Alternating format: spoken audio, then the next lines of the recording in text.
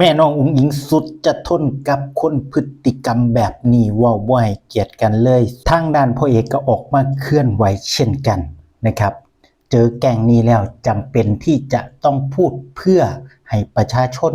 คนทั่วไปได้หูกันเพิ่นว่าแบบนี้เนาะพี่น้องเนาะเอากราบสวัสดีครับพ่อแม่พี่น้อง FC บาวโดงสุภูสุคนนะครับรวมไปถึง FC อีหลาอุ๋งอิงทุกท่านทุกนามที่เข้ามารับชมรับฟังในคลิปนี้จังใดก็อย่าลืมเป็นกำลังใจให้กันเช่นเดิมเนาะพี่น้องเนาะคือเว้าคือว่านั่นแหละครับพี่น้องครับทุกมือนี่ยิ่งเฮาดังซ้ำใดพี่น้องครับยิ่งมีม่านมาผจญนะครับยิ่งเฮารวยขึ้นซ้ำใดฐานะดีขึ้นซ้ำใดพี่น้องครับยิ่งมีหมู่ม่านนะครับที่จะค่อยเกาะค่อยกินนะครับค่อยมาขอส่วนบุญส่วนกุศลเช่นกันครับพี่น้องครับครอบครัวอีหลาอุ๋งอิงกับเป็นอีกหนึ่งครอบครัวนะครับที่ประสบความสำเร็จในเวลา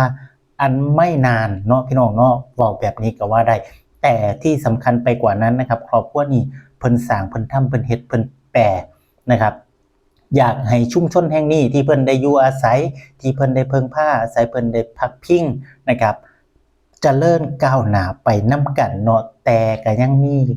บางคนบางกลุ่มนะครับที่มาเว้าใส่ร้ายนะครับมาเว้าไปในทางที่มันบ่ดีมาเว้าในสิ่งที่นะครับมันบ่เป็นจริงซึ่งนะครับแม่หน่อยได้ออกมาเคลื่อนไหวผ่านสื่อโซเชียลนะครับช่องของแม่หน่อยแม่น้องอุ๋งอิงไว้แบบนี้เนาะพี่น้องเนาะแม่หน่อยเพิ่นว่าปกติบ้านหลังนี้บ่ยุ่งวุ่นวายกับไผบ่เคยพูดเรื่องไผบ่เคยใส่ร้ายไผสิเฮ็ดอีหยังเคยอิจฉาตาร้อนอยู่เพียงลำพังด้วยตัวเองมาตลอดเพิ่นว่ามีแต่คนในนั้นดูถูกเหยียดหยามมาตลอดแต่บ้านนี้บ่เคยตอบโต้พอโดนมาหลายเฮาตอบโต้บ้างมองว่าเฮารวยแล้วรังแกพวกคุณเพิ่นว่าทั้งที่บ่เคยได้โอ้อวดเลยว่ารวยแต่มองความถูกต้องไผจะดราม่าก็ดราม่าเลยบ่ไหวแล้วเพิ่นว่าพี่น้องครับขอพูดในสิ่งที่ถูกต้องบ้างเราไม่ได้เกิดอยู่ที่นี่แต่เฮาเลือกที่จะทำความดีที่นี่เฮาเลือกที่จะทำที่นี่ให้มีหน้ามีตาแต่สิ่งที่พวกคุณพูดมันบ่ให้เกียรติกันเลยมือบ่พายอย่าเอาเท้ามาราน้ำค่ะเพิ่นว่าพี่น้องครับเขาพร้อมคุยพร้อมเคลียร์แต่ตัวเองหนีปัญหาบ่ยอมมาแถมไปพูดบอกคนนั้นคนนี้เท็จพูดความจริงบ้างมีบ่กี่คำที่พูดออกมาแล้วมีเรื่องไหนจริงบ้างถามตรงๆเลยมันบ่แม่นเรื่องแค่นี้พูดให้ตัวเองดูดีคนอื่นสัวเบิดเพิ่นว่า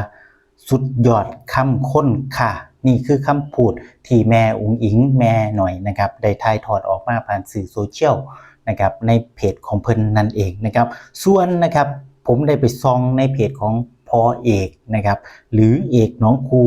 เพิ่นได้มาโพสต์ขอความไว้แบบนี้พี่น้องครับต่อไปจะพูดการเมืองในหมู่บ้านปกติบ่ค่อยยุ่งเรื่องการเมืองเมื่อมาเจอแก๊งนี้จำเป็นจะต้องพูดให้ประชาชนได้รู้เพิ่นว่าพี่น้องครับนี่เป็นคำพูดสั้นๆที่พ่อเอกเพิ่นได้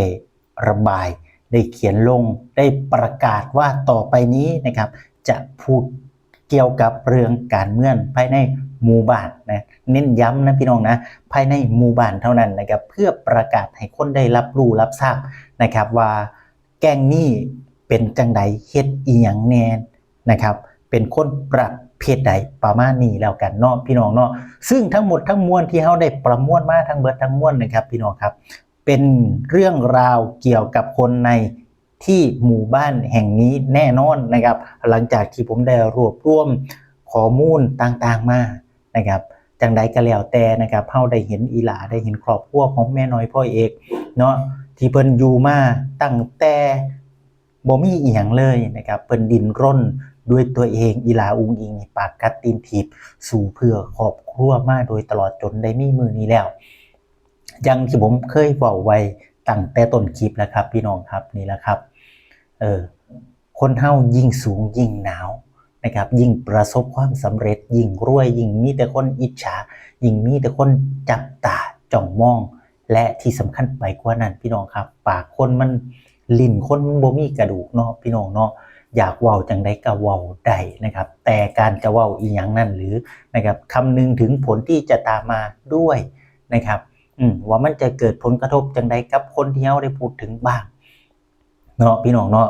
ลิ้นบ่มีกระดูกอยากเว้าให้ตัวเองดีก็เว้าได้อยากใส่ร้ายให้ผู้อื่นดูบ่ดีก็เฮ็ดได้นะครับเพราะฉะนั้นแล้วนะครับพินิจพิจารณาก่อนพูดก่อนเว้าเนาะพี่น้องเนาะผมนะครับในนามเบาโดงนะครับ FC ลาวหญิงก็ขอให้ผ่านพ้นเรื่องเล่านี้ไปด้วยดีนะครับและที่สำคัญไปกว่านั้นขอเป็นกำลังใจให้ครอบครัวของอีหลาอุ๋งอิงนะครับ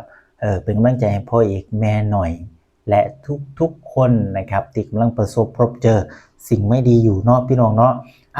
นะครับคลิปนี้ผมมีอย่างมากมายไปกว่านี้แล้วครับขอบพระคุณทุกท่านที่เข้ามาติดตามรับชมรับฟังในคลิปนี้สวัสดีครับ